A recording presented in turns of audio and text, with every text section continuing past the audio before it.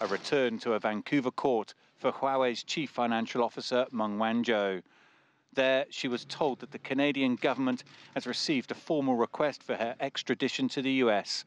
Her next court appearance is set for March the 6th.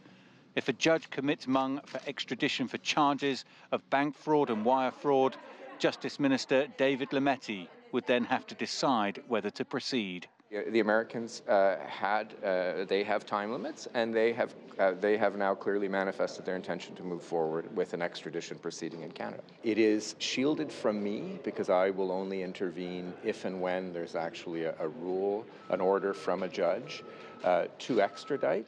Huawei was also the main point of questioning in Ottawa as Canadian cabinet members arrived for a meeting. We are focused on fulfilling our international obligations, our treaty obligations, making sure that the rule of law is consistently and integrally applied.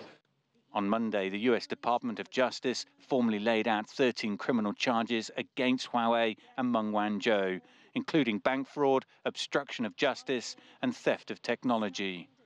The concern for Canada is that the extradition procedure could be a lengthy one, with the potential of a long, drawn-out appeals process. If that is the case, that could put further pressure on relations between China and Canada. It is absolutely the case that we face a challenging situation with regard to China now.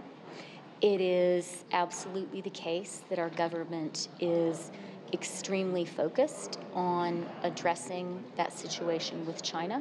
But some cabinet ministers remain confident relations will withstand the current strain.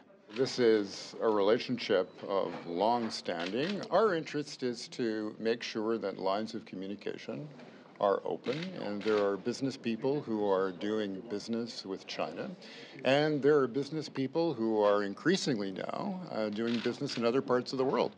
Adding to Canada's to-do list is the appointment of a new ambassador to China after John McCallum was asked to resign over the weekend.